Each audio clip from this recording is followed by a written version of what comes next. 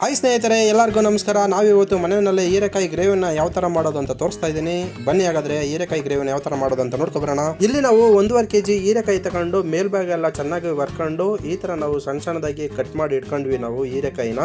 ಇಲ್ಲಿ ನಾವು ಮನೆಯಲ್ಲೇ ಸಿಗುವಂಥ ಪದಾರ್ಥಗಳನ್ನು ಉಪಯೋಗಿಸ್ಕೊಂಡು ಹೀರೆಕಾಯಿ ಗ್ರೇವಿನ ಯಾವ ಥರ ಮಾಡೋದು ಅಂತ ತೋರಿಸ್ಕೊಡ್ತಾ ಇದ್ದೀನಿ. ಅದಕ್ಕೆ ನಾವು ಒಂದು ಟೊಮೊಟೊ, ಇಲ್ಲಿ ನಾವು ಟೊಮೊಟೊ, ಕೊತ್ತಂಬರಿ, ಪುದೀನ, ಕಾಯಿ ಚೂರು, ಈರುಳ್ಳಿ ಮತ್ತು ಕರಿಬೇವು ಎಲ್ಲನೂ ನಾವು ಬಿಡಿಸಿಟ್ಕೊಂಡಿದ್ದೀವಿ. ನಾವು ಈ ಒಂದು ಐಟಮ್ಗಳನ್ನ ರುಬ್ಬಕ್ಕೆ ಮತ್ತು ಒಗ್ಗರಣೆಗೆ ಎರಡಿಗೂ ಸಹ ನಾವು ಇಲ್ಲಿ ಕಟ್ ಮಾಡಿ ಇಟ್ಕೊಂಡಿದ್ದೀವಿ. ಸೊ ಇಲ್ಲಿ ಕಟ್ ಮಾಡಿ ಇಟ್ಕೊಂಡಾದ್ಮೇಲೆ ನೋಡಿ ಎಲ್ಲ ಒಂದೇ ತಾವಿದೆ. ನೆಕ್ಸ್ಟು ನಾವು ಜೀರಿಗೆ ಮತ್ತು ಚಕ್ಕೆ ಲವಂಗನ ಮತ್ತು ಕಾಯಿ ಚೂರು, ಒಂದು ಸ್ವಲ್ಪ ಕೊತ್ತಂಬರಿ, ಪುದೀನ, ಈರುಳ್ಳಿ, ಟೊಮೊಟೊ ಹಾಕೊಂಡು ನಾವು ರುಬ್ಕೊಂಡ್ವಿ. ಇದನ್ನು ಇಲ್ಲಿ ಮಸಾಲಗಳನ್ನು ಆ್ಯಡ್ ಮಾಡ್ಕೊಂಡ್ವಿ. ಇದಕ್ಕೆ ನಾವು ಅರಿಶಿನ, ಗರಂ ಮಸಾಲ ಮತ್ತು ಖಾರದ ಪುಡಿ ಮತ್ತು ಚಿಕನ್ ಮಸಾಲ ಹಾಕ್ಕೊಂಡು ಆ್ಯಡ್ ಮಾಡ್ಕೊಂಡು ಇದನ್ನು ಮತ್ತೆ ನಾವು ಪೇಸ್ಟ್ ಮಾಡ್ಕೊಂಡು, ಸೊ ನೋಡಿ ಈ ಥರ ಬಂದಿದೆ. ಪೇಸ್ಟು ಚೆನ್ನಾಗಿ ಬಂದಿದೆ.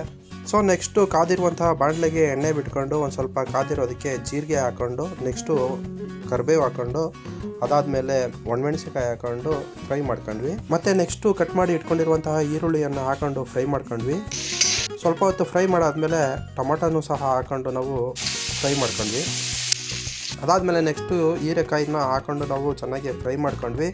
ಹೀರೆಕಾಯಿ ಹಾಕಾದ್ಮೇಲೆ ಸ್ವಲ್ಪ ರುಚಿಗೆ ತಕ್ಕಂತಹ ಸಾಲ್ಟನ್ನು ಸಹ ಹಾಕ್ಕೊಂಡು ನಾವು ಮಿಕ್ಸ್ ಮಾಡ್ಕೊಂಡ್ವಿ ಚೆನ್ನಾಗಿ. ಇಲ್ಲಿ ಸಾಲ್ಟ್ ಹಾಕಾದ್ಮೇಲೆ ಚೆನ್ನಾಗಿ ನಾವು ಹೀರೆಕಾಯಿ ಜೊತೆಗೆ ಮಿಕ್ಸ್ ಮಾಡಬೇಕು ಸಾಲ್ಟ್ನ. ಯಾಕೆಂತ ಹೇಳಿದ್ರೆ ಎಲ್ಲ ಹೀರೆಕಾಯಿಗೂ ಸಾಲ್ಟು ಮಿಕ್ಸ್ ಆಗಬೇಕು, ಆ ರೀತಿ ನಾವು ಮಿಕ್ಸ್ ಮಾಡ್ಕೋಬೇಕು. ಇದಾದಮೇಲೆ ನೆಕ್ಸ್ಟು ನಾವು ರುಬ್ಬಿ ಇಟ್ಕೊಂಡಿದ್ದಂತಹ ಮಸಾಲವನ್ನು ನಾವು ಹಾಕೊಳ್ತೀವಿ. ಹಾಕೊಂಡು ಇದನ್ನು ಸಹ ಮಸಾಲನೂ ಸಹ ಚೆನ್ನಾಗಿ ಹಿಡಿಬೇಕು ಹೀರೆಕಾಯಿ ಜೊತೆಗೆ. ಅದಕ್ಕೋಸ್ಕರ ನಾವು ಚೆನ್ನಾಗಿ ಮಿಕ್ಸ್ ಮಾಡಿಕೊಂಡು ಇದನ್ನು ಒಂದು ಕುದಿಯೋವರೆಗೂ ಕುದಿಸ್ಕೋಬೇಕು. ಮತ್ತು ನೋಡಿ ನೀರು ಹಾಕೊಳ್ಬೇಕು. ಯಾಕೆಂತಂದರೆ ನಾವು ಇಲ್ಲಿ ಗ್ರೇವಿ ಟೈಪ್ ಮಾಡ್ತಾ ಇರೋದ್ರಿಂದ ತುಂಬ ತಿಳಿಯಾದರೆ ಚೆನ್ನಾಗಿರೋದಿಲ್ಲ ಹೀರೆಕಾಯಿ ಗೊಜ್ಜು.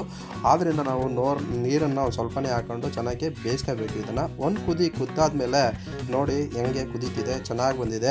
ಸೊ ನಾವು ಒಂದು ಹೀರೆಕಾಯಿನ ಸ್ಯಾಂಪಲ್ ಆಗಿ ನೋಡಿದೆ, ಚೆನ್ನಾಗಿ ಬೆಂದಿತ್ತು. ಅದಕ್ಕೆ ಅದಾದಮೇಲೆ ನೆಕ್ಸ್ಟು ಲಾಸ್ಟ್ ಟಚಪ್ ಏನಂತ ಹೇಳಿದ್ರೆ ಕೊತ್ತಂಬರಿ ಸೊಪ್ಪನ್ನ ಸ್ಪ್ರಿಂಕಲ್ ಮಾಡಿ ನಾವೊಂದು ತಟ್ಟೆಗೆ ನಾವು ಟ್ರಾನ್ಸ್ಫರ್ ಮಾಡ್ಕೊಳ್ತಾ ಇದ್ದೀವಿ. ಟೇಸ್ಟ್ ನೋಡೋದಕ್ಕೆ ಬನ್ನಿ ಹಾಗಾದ್ರೆ ಟೇಸ್ಟ್ ನೋಡೋಣ ಯಾವ ರೀತಿ ಇದೆ ಅಂತ ಹೇಳ್ಬಿಟ್ಟು. ನೋಡ್ತಾ ಇದ್ದೀರಲ್ಲ ಯಾವ ರೀತಿ ಬಂದಿದೆ ಅಂತ ಹೇಳ್ಬಿಟ್ಟು. ಸೊ ಸೂಪರಾಗಿ ಬಂದಿದೆ ಅಂತ ಹೇಳಬಲ್ಲೆ ನಾನು. ಸೊ ಈ ರೀತಿ ನೀವು ನಿಮ್ಮ ಮನೆಯಲ್ಲಿ ಮಾಡ್ಕೊಳ್ಬೋದು. ಈ ಒಂದು ಹೀರೆಕಾಯಿ ಗೊಜ್ಜು ಮುದ್ದೆಗೆ, ಅನ್ನಕ್ಕೆ, ಚಪಾತಿಗೆ, ದೋಸೆಗಂತೂ ಮಾಡಿದಂಥ ಗ್ರೇವಿ ಇದು. ನೀವು ಸಹ ಸಿಂಪಲ್ಲಾಗಿ ಮನೇಲಿ ಮಾಡ್ಕೋಬೋದು ಅಂತ ಹೇಳ್ತಾ ನೋಡಿ ಗ್ರೇವಿ ಯಾವ ಥರ ಇದೆ ಅಂತ ಹೇಳ್ಬಿಟ್ಟು.